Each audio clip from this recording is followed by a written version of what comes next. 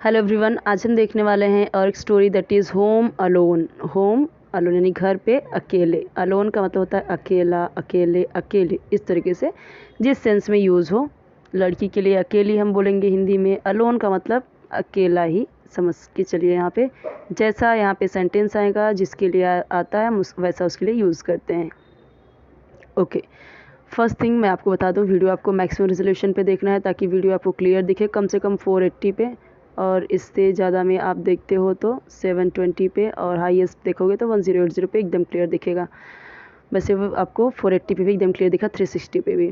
चलिए देखते हैं। हम यहाँ पे जो इंग्लिश सीखने के लिए जो मेन चीज़ें होती हैं, जैसे रीडिंग, प्रॉपर प्रोनाउंसिएशन, एक एक वर्ड का मीनिंग, क्योंकि हमें कई सारे वर्ड्स आते भी हैं, हम बोलना चाहते हैं बट वर्ड्स तो आते हैं बट हम उनको फ्रेम नहीं कर पाते, तो सेंटेंस कैसे बनाएं वो चीज़ें भी हम यहाँ पे देखने वाले हैं, समझेंगे थोड़ा थोड़ा करके। तो चलिए देखते हैं। वन डे, एक दिन, मिस्टर एंड मिसेस, इसको कैसे बोलते हैं? Mister and Mrs. आपको भी अगर लिखना है तो अपने नाम के आगे पूरा मिस्टर लिखने की ज़रूरत नहीं है, हम इसी तरीके से लिखते हैं मिस्टर, शॉर्ट फॉर्म मिस्टर का यानी श्रीमान, एंड और मिसेस यानी श्रीमती हिंदी में। डेविड वेंट आउट यानी निकले या गए। वेंट आउट का मतलब निकले या गए।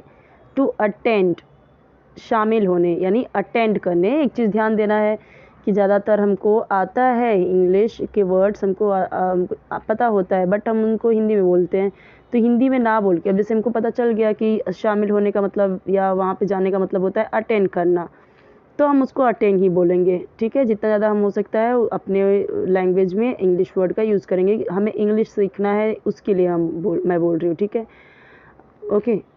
तो जो चीज़ हमें सीखना है हमें ज़्यादा से ज़्यादा उसकी प्रैक्टिस करनी होती है।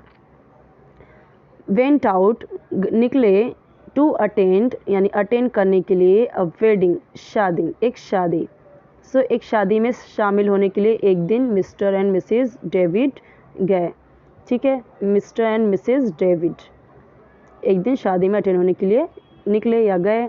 देयर टू सन्स, उनके दो बेटे। अब सेंटेंस देखिए यहाँ पे कि काफ़ी बड़ा है, यहाँ से लेके यहाँ तक है, ये रहा। तो हम कैसे देखेंगे? देयर टू सन्स, देयर क्यों यूज़ हुआ है? क्योंकि हम यहाँ पे दो लोगों की बात करते हुए चल रहे हैं और इनके ही बारे में बात कर रहे हैं, मिस्टर एंड मिसेस डेविड के बारे में। तो जब एक से दो लोग आ जाते हैं तो हम उनको इसी तरीके से यूज़ करते हैं, दे। ठीक है, दे यानी वे, और उनकी बात करें ना, उनके यानी उनका पोजीशन दिखा रहे हैं कि उनके दो बेटे हैं, तो हम यूज़ करेंगे देयर। उनके दो बेटे हैं, टू सन्स। ओके, सन्स, सन यानी बेटा, और एस लग गया तो एक से ज़्यादा, और यहाँ पे तो यूज़ हुआ ही है दो, तो दो बेटे हैं, जैक एंड टॉम, ये नाम है उनके। Were all alone in the house. Were यानी थे, ऑल अलोन यानी एकदम अकेले। ऑल अलोन का मतलब एकदम अकेले, इन द हाउस घर में, यानी कोई नहीं था उनके अलावा। सो उनके दो बेटे थे, जैक एंड टॉम, एकदम अकेले वे घर में थे। एट मिडनाइट, आधी रात को या आधी रात में।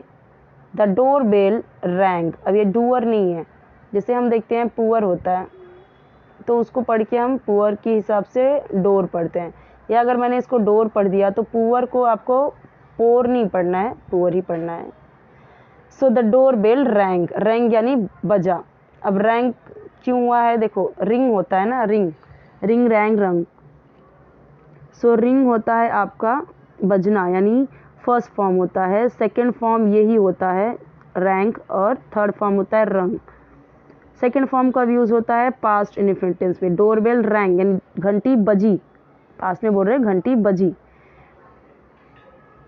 टॉम रैन, ये भी सेकंड फॉर्म यूज़ हुआ है, रन रैन रन होता है ना, रन रैन रन। तो रन यानी दौड़ना, रैन यानी दौड़ कर, दौड़ते हुए, इस तरीके से। टॉम ने ran and opened the door thinking that his parents were back. So Tom ran and opened the door thinking that his parents were back. इसका मतलब क्या हुआ? टॉम ने टॉम दौड़ा और खोला, ये दौड़ कर मत लिखिए, दौड़ा, दौड़ा, ठीक है, दौड़ा यानी भागा, और ओपन यानी खोला, द डोर दरवाज़ा, थिंकिंग सोच कर या सोचते हुए, दैट कि हिज पेरेंट्स, उसके माता पिता वर बैक, वापस आ गए हैं। एक एक वर्ड का मीनिंग है यहाँ पे, बहुत समझते हुए चलिए कि दैट का मतलब यहाँ पे कि। अब यहाँ पे देखिए, टॉम रैन, टॉम दौड़ा, एंड ओपनड, और खोला, ओपन द डोर, दरवाज़ा खोला, थिंकिंग, सोचते हुए या सोचकर, that his parents were back, उसके माता पिता वापस आ गए हैं। But there he found a stranger standing at the door, लेकिन अब यहाँ पे एक सब्जेक्ट है ऑलरेडी, फिर भी यहाँ पे देयर यूज़ हुआ है। इसका मतलब यहाँ पे वहाँ में यूज़ होगा। जब सब्जेक्ट नहीं रहता तब हम एक देयर का यूज़ करते हैं तो हम उसका कुछ मीनिंग नहीं निकालते, वहाँ पे वहाँ यहाँ कुछ मीनिंग नहीं निकालते। लेकिन यहाँ पे ऑलरेडी सब्जेक्ट है और देयर का यूज़ हुआ है, दैट मीन्स कि वहाँ के लिए यूज़ कर रहे हैं। But there he found a stranger standing at the door, but वहाँ उसे मिला एक स्ट्रेंजर यानी अजनबी, स्टैंडिंग यानी खड़ा हुआ, एट द डोर, दरवाजे पर, वहाँ उससे दरवाजे पे खड़ा हुआ अजनबी व्यक्ति मिला। Actually he was a burglar, ठीक है। सो इसका मतलब क्या होता है, चोर, लुटेरा, ओके। सो वो क्या था, he was a burglar, burglar का मतलब क्या होता है, चोर। He tied Tom and went to the room to look for valuables. He tied Tom, Tom को उसने बांध दिया जो दरवाज़ा खुलने गया था। ही टाइड, टाई का मतलब होता है, देखो ये टाई का मतलब होता है बांधना, डी लगा दिया तो नहीं, टाइड यानी बांध दिया या बांधा, क्योंकि पास्ट में जा रहा है ना। तो ये देखो सब्जेक्ट और सेकंड फॉर्म। अब ही की जगह पे कुछ भी यूज़ करो, ये सेम टू सेम वैसे ही बने। वैसे ही की जगह शी यूज़ किया, उसने बांध, लड़की के लिए अगर यूज़ किया है तो जो पर्सन था वो मेल था, आदमी था, इसलिए ही यूज़ हुआ। अगर वो कोई लड़की होती तो शी लिखते। अगर आई लिखना है, मैंने बांध दिया, आई टाइड, ठीक है, आई टाइड। और यहाँ पे दे भी लिख सकते हैं, दे टाइड, यानी कि जब सेकंड फॉर्म यूज़ होता है ना तो उसके पहले आप सब्जेक्ट कुछ भी यूज़ करके इसे बना सकते हो। He tied, they tied, I tied, we tied, okay, you tied, तुमने बांध दिया, इस तरीके से। ही टाइड टॉम, उसने टॉम को बांध दिया, एंड वेंट टू, और चला गया, द रूम, रूम में, टू लुक, रूम में देखने के लिए, फॉर वैल्यूएबल्स, कीमती सामान देखने के लिए।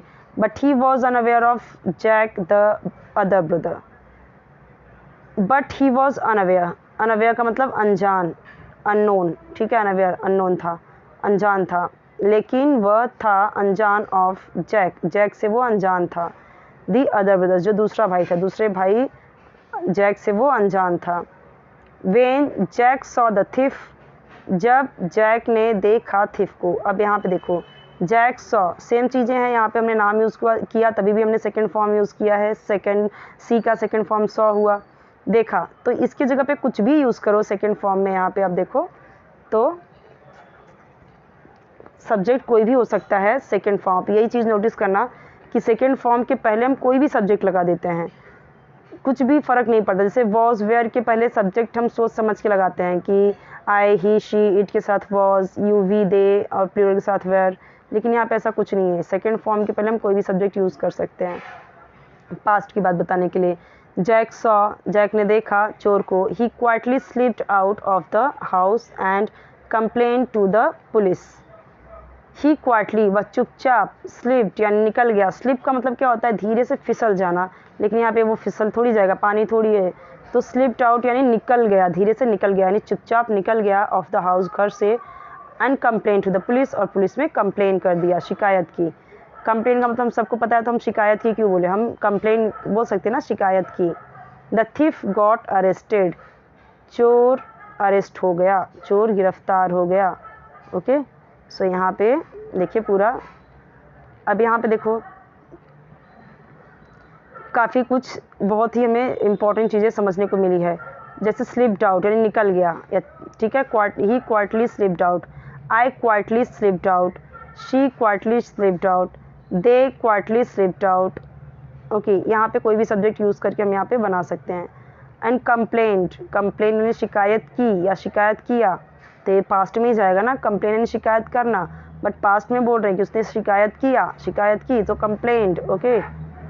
गॉट अरेस्टेड यानी गिरफ्तार हो गया, ओके। तो यहाँ पे देखिए कई सारे टफ वर्ड्स के मीनिंग हमको समझने को मिले, देख सकते हैं यहाँ पे जो भी है, लिख लो इसे। अलोन का मतलब अकेला, अटेंड का मतलब वेंट आउट है निकल गए, ये अभी हमने देखा एक बार स्लिप्ड आउट हुआ तो उसका भी मतलब निकल गए, चुपचाप निकल गया। तो ये सारी चीज़ें हमने देखा। स्ट्रेंजर यानी अजनबी व्यक्ति, स्टैंडिंग यानी खड़ा होना या खड़ा था वहाँ पे। वैल्यूएबल यानी कीमती सामान या कीमती चीज़ें। अनअवेयर यानी अननोन अनजान।